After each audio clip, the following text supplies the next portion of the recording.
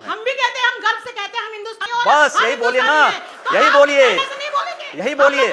हम लोग यही इसी बात को कहते हैं कि गर्व से कहिए हम हिंदुस्तानी हैं। आपके कहने से नहीं बोलेंगे, हम लोगों की आत्मा कहती है, इसीलिए कह रहे आप लोगों के दबाव से हैं। तो यही तो स्वामी विवेकानंद ने कहा कि गर्व से कहो हम हिंदू हैं। और अगर वही बात मैं कह रहा हूं तो इसमें बुरा मानने की बात कौन सी है? नहीं बुरा। कोई और सवाल पूछना चाहता है? जी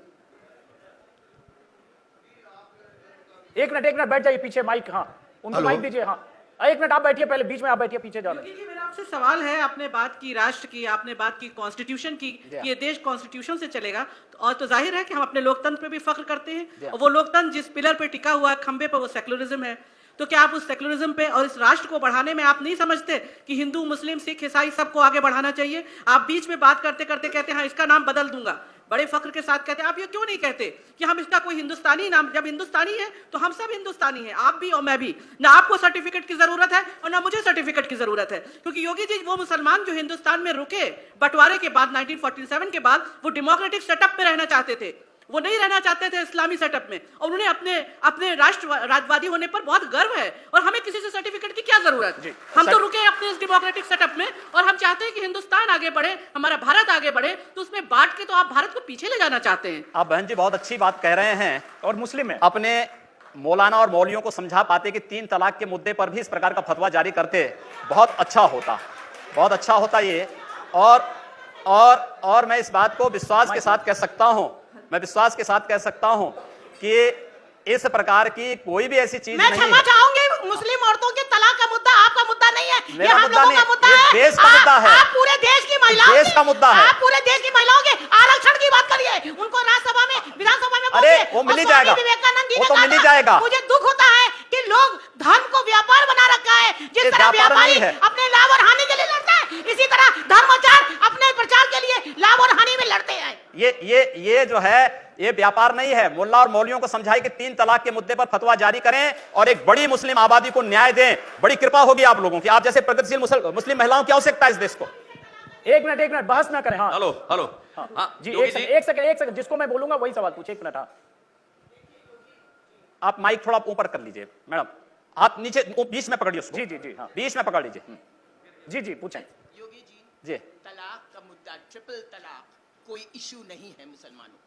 जो इशू मुसलमानों का है उसको उजागर करिए, यानी एजुकेशन उनकी कितनी बैकवर्ड है, उनका रहन सहन बैकवर्ड। माइक नजदीक करें, माइक नजदीक करें, आप माइक मुंह के नजदीक करें। हाँ यूं उनका एजुकेशन का ख्याल करें। ट्रिपल तलाक कोई मुद्दा नहीं है, आप इस तरह के इश्यूज ना उठाइए मेहरबानी से।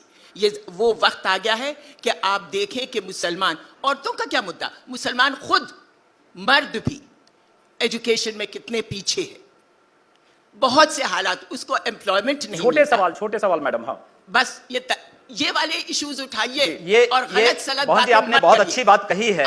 मुझे लगता है कि ये बात उन दलों को समझानी चाहिए जो मुसलमानों को केवल आजादी के बाद वोट बैंक बना करके रख दिए हैं।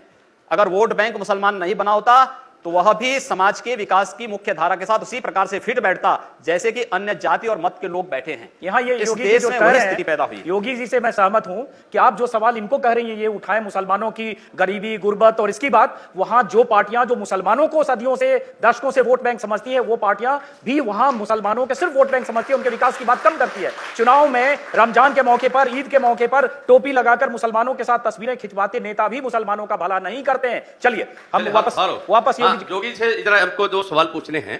एक तो आपने कश्मीर का मुद्दा उठाया था, आपने कहा कि कश्मीर में जो अशांति है, जो हिंसा का दौर है, आपने तो पहले कहा था कि पीडीपी जो है वो आतंकवादियों का संगठन है। जब आप उनके साथ गठबंधन करते हैं, आपको तो शांत कश्मीर मिला था, अब तो पूरी तरह से अशांत हो गया है। आप उसकी जिम्मेदारी पीडीपी को देते हैं कि खुद को? दूसरी बात, बिहार में जब चुनाव हो रहा था, मोहन भागवत जी ने एक आरक्षण की बात उठाई थी। जब उत्तर प्रदेश में चुनाव हो रहा है तो आपके वैद्या जी ने आरक्षण की बात उठाई। आपकी पार्टी का ये रुख है या आरएसएस का? और आरएसएस का अगर है तो आप उससे सहमत है कि नहीं सहमत है? चलिए देखिए, भारत के संविधान पर हम लोगों का अटूट विश्वास है और भारत के संविधान के द्वारा दिए गए प्रावधानों का पूरी तरह सम्मान किया जाना चाहिए। आरक्षण एक संवैधानिक प्रावधान है। अनुसूचित जाति जनजाति के लोगों को जो व्यवस्था दी गई है, भारतीय जनता पार्टी उसके लिए प्रतिबद्ध है। दूसरी बात, जहां तक कश्मीर की बात है, आपने महाभारत का वह वचन सुना होगा जिसमें अग्रतः चतुर्वेद पृष्ठतः सशरम धनु, यानी हम आगे चारों वेदों को इसलिए रखते हैं जिससे गलत लोगों को सन्मार्ग पर ला सकें, और जो लोग सन्मार्ग पर नहीं चलेंगे उनके लिए हमारे पास धनुष बाण भी है।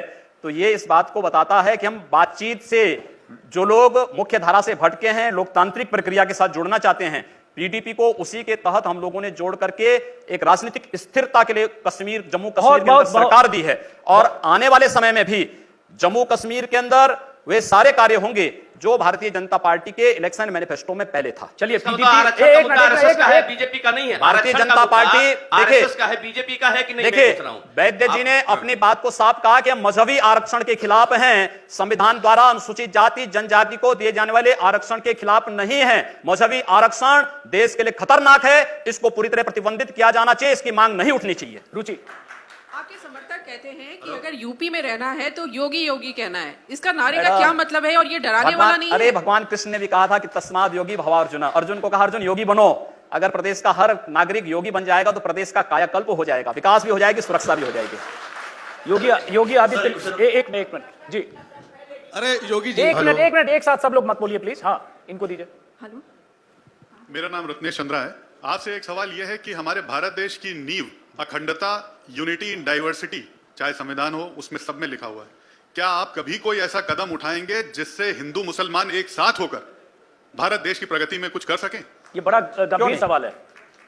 हमारे द्वारा उठाए जाने वाला हर कदम यूनिटी के लिए है, इंटीग्रिटी के लिए है, और इस देश के एक अच्छे फ्यूचर के लिए है, और वह कार्य भारतीय जनता पार्टी कर रही है। चलिए, बहुत बढ़िया। अब इस पे मैं क्या कह सकता हूं? योगी जी ने कह दिया कि जो कुछ बोलते हैं यूनिटी के लिए बोलते हैं, जो कुछ करते हैं यूनिटी के लिए करते हैं। पश्चिमी उत्तर प्रदेश में पलायन की बात करते हैं, यूनिटी के लिए करते हैं। गोरखपुर में मियां बाजार को माया बाजार, उर्दू बाजार को हिंदी बाजार, ये सब यूनिटी के लिए करते हैं। लेकिन चलिए, योगी जी हैं, अपनी बात करें। योगी आदित्यनाथ, एक सेकंड, फिर सवाल ये उठता है कि मैं जानना चाहूंगा, इस बार मैं चाहूंगा थोड़ा दिल खोल के बताएं कि आप पूर्वी उत्तर प्रदेश में जितने लोगों को, अपने कार्यकर्ताओं को, अपने उम्मीदवारों को, अपने नेताओं को, जितने लोगों के लिए टिकट चाहते थे, क्या उन सबको टिकट मिल पाया? कितने लोगों को टिकट चाहते थे? मैंने किसी के लिए कोई टिकट की मांग नहीं की।